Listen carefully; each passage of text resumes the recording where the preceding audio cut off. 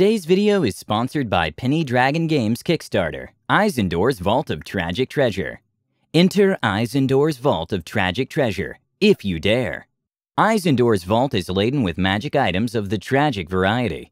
Most are tragic in origin alone, but others are tragic by nature and to be used at one's own risk. Aizendore's Vault of Tragic Treasures is a 300-page source book, packed with lore, adventure, and over 300-plus magic items with a twist, including cursed items, artifacts, and treasure. The book is full of great art and wonderfully creative items, like Fizzbang's Sneakers of Sneaking. Roll 1d6 and magically arrive at your destination silently, or look like a clown as they squeak loudly, giving away your position and any hope for executing that brilliantly thought-up plan. Order of Elemental Chaos, a 200-page adventure featuring an item from Aizendore's vault, the infamous bottle of gin. This adventure will have players battling across the elemental planes. Back this awesome project and surprise your players with new items they may or may not regret equipping. And now what you're here for.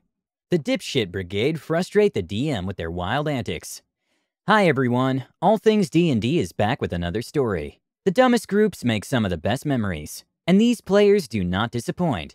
Tell us about your ridiculous party after listening to this. I've been DMing a modified D20 that my party fondly refers to as LSD&D. Have giant randomization charts, not uncommon to get dumped off in other towns, countries, planets, and realities. Party has a human sorcerer, dwarf assassin constables player, orc shaman, and a vampire necromancer. Party's been trying to escape a prison keep for the past 3 sessions. Prison has 4 floors. The higher you go, the more dangerous the criminals.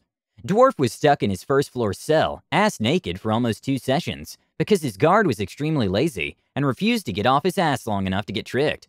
Eventually chucked a rock and knocked him out, which resulted in the only man with the keys to his cell being knocked out 20 feet away.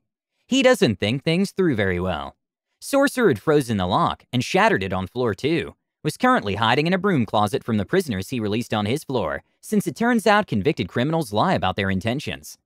Vampire had seduced and killed her guard on floor 3, was currently charming as many other prisoners as she could, to amass her army. Not doing great, since everyone else on the floor is equally dangerous.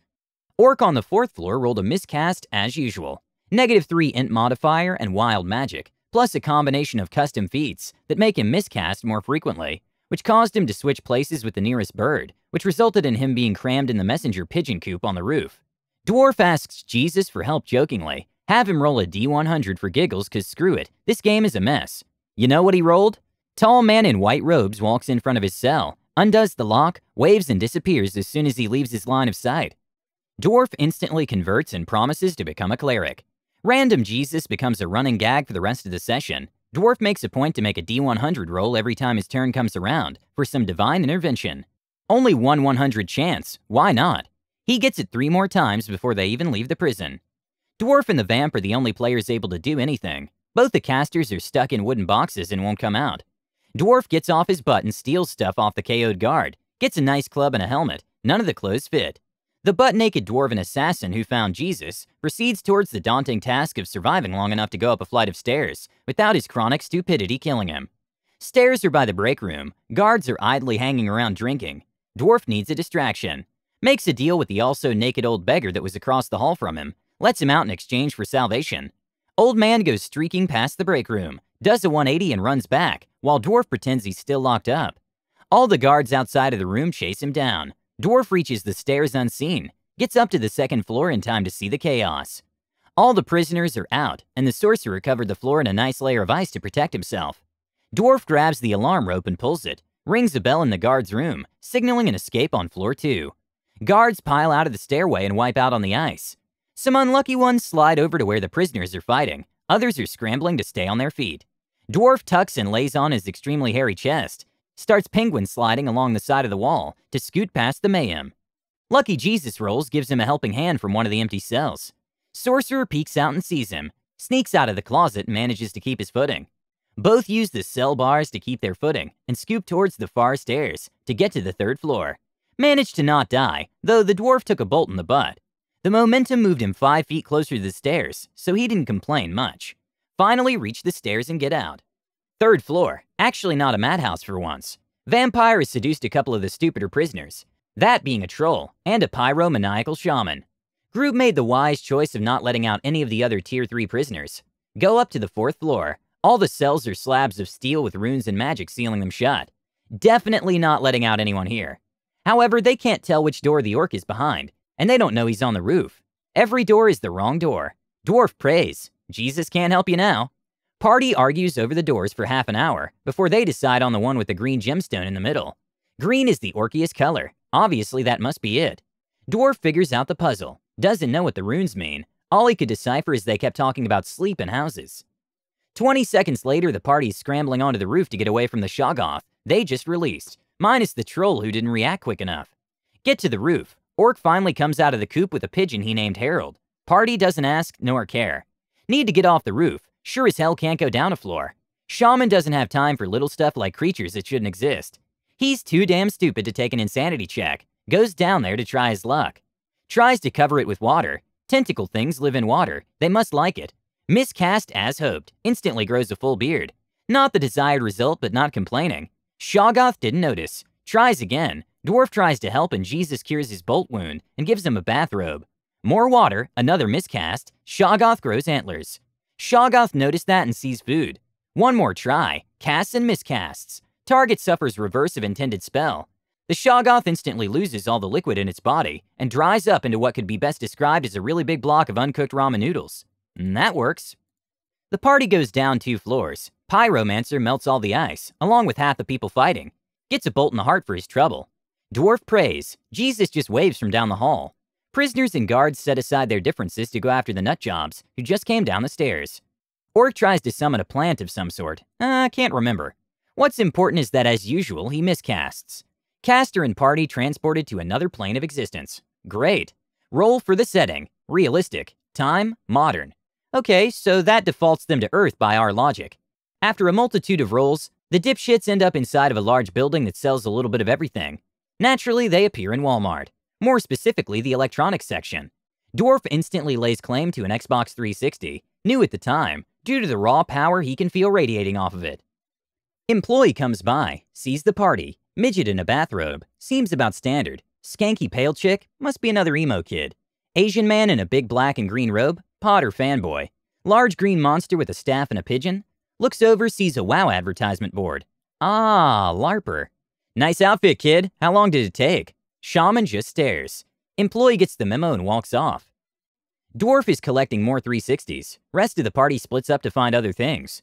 This magical shop has everything. Vampire gets an even edgier outfit. Sorcerer finds some wands and an axe for the dwarf. Shaman finds some healthy lifestyle books. Everyone is content. Shaman goes for the door, sets off the theft alarm. Party panics, makes a break for it. Shaman throws a spell at the door guard. Greeter makes him 47 years younger. Greeter is now middle-aged. Party sprints through the parking lot, running from the brightly colored constructs that seem to move erratically around the area. Runs out of the lot and into the woods. Survive on Little Caesars and stray animals for a week before they get ported back to their world from another miscast.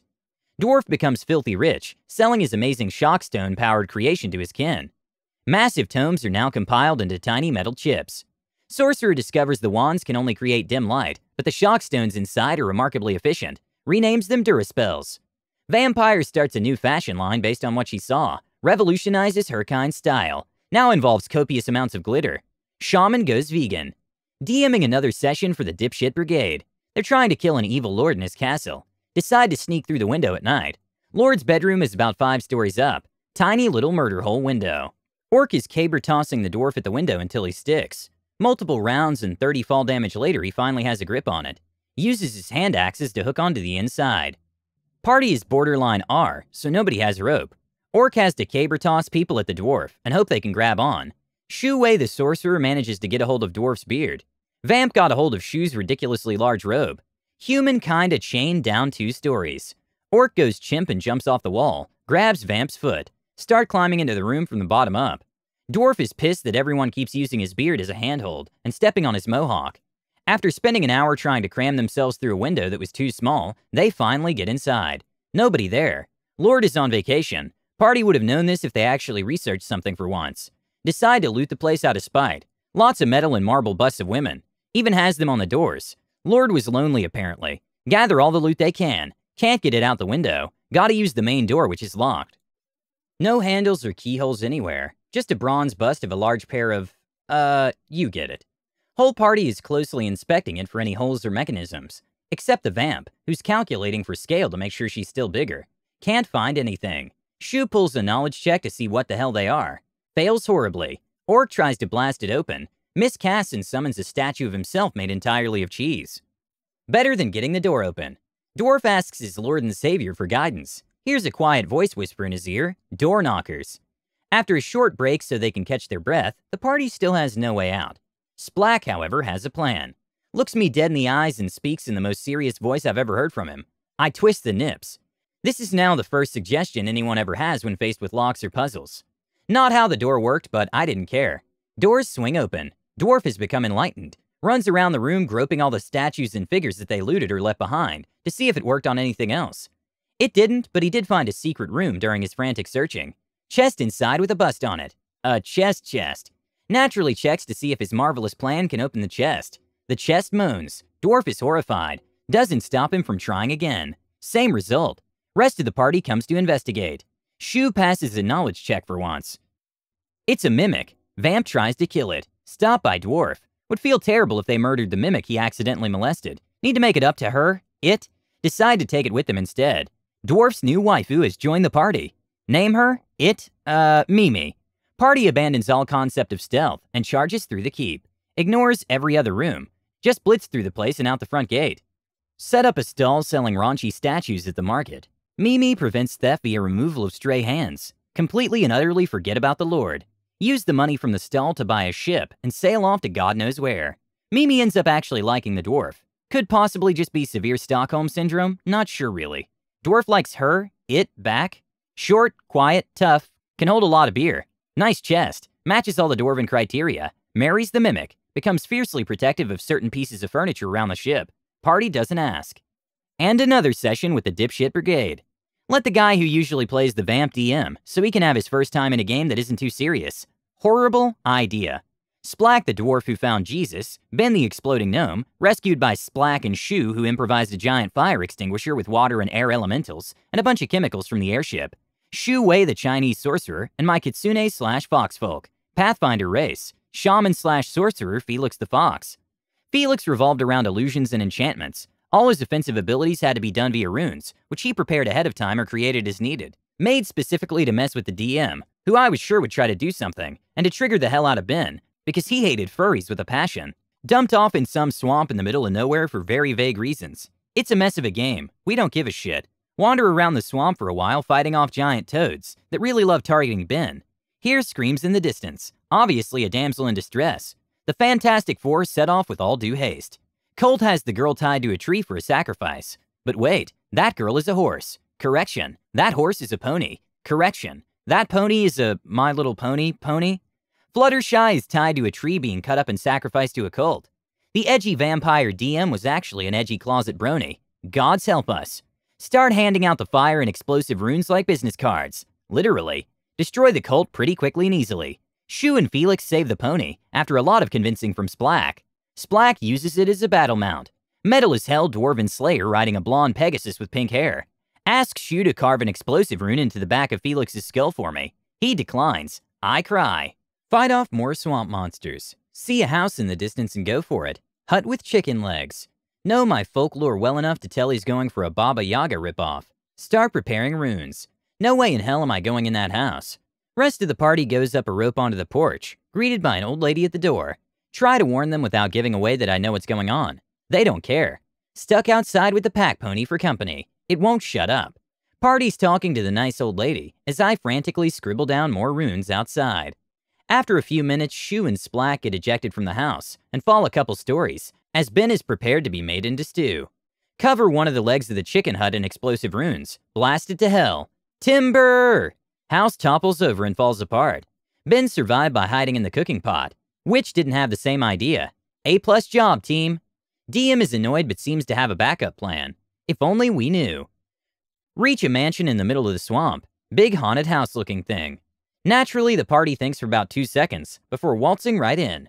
Greeted at the door by a snake-like voice going over a crude intercom. Welcomes us to the mansion of some lord yada yada yada. Get inside and the party is greeted by another freaking pony. No idea what this one is, but it was even more annoying. Party splits up and goes separate ways, getting private tours around areas we would like. Felix is paranoid and keeps making more runes. Rest of the party is just enjoying themselves. I know what's going on. To his credit, the DM actually counters each player with their weakness. Splack has his weapons eaten away by magic rust and is stabbed in the shin by a goblin, again. Ben is slapped with a zone of silence and grappled. Shu is put up against a creature that has magic resistance. Felix was prepared and blows up multiple goons and uses illusions to avoid capture. Make a break for a room filled with some kind of oil or gel. Slip and fall as expected, but they can't run through it either. Notice the gel is slowly moving and eating all my rune, papers, and ink. Well played. Slice arm open and use blood to create a rune on the floor. Blast through it and into a bedroom. Continue sacrificing health to blast through walls and enemies. Can only get so far before blood loss makes him faint. Well, shit. Party gets abducted and placed in a big old dungeon torture chamber. DM reveals his obvious self-insert who's going to torture us. Has some assistants cutting open Splack while simultaneously healing him so that they can implant Ben in his chest. Shu is getting drills put through him and cut up. It's real cringy and edgy. Saving me for last since I keep blowing everything up. Strapped to some big table so Felix can't move. Stuck grinding his teeth. DMPC goes on a monologue as he cuts up Felix, gloating about how he outsmarted him in the party. Talks about what he's gonna do to them. Asks for any last words. Felix whispers faintly. DMPC gets closer. Still can't hear him. Places his head next to Felix's mouth. A mutilated tongue speaks past a blood-covered fang. Explosive rune. Explosion sets off a chain reaction. Ben and Splack give each other one last hug before the flames reach Ben. Shu lets loose a final greater shout at the ceiling to weaken it before he too is consumed. Whole mansion collapses on itself, kills everyone inside, even managed to kill the stupid pony outside. DM is less than pleased that his torture fetish chamber got destroyed, but he appreciates that he got outplayed. Vote of 4-1 says that I'm the DM again. I was the one. Is it the end for the dipshit brigade? I surely hope not, because those are wild. Please let us know what you think and comment below. Don't forget to subscribe to our channel, All Things D&D. Our next video will be posted in 3 days, so stay tuned for more amazing Dungeons & Dragons content.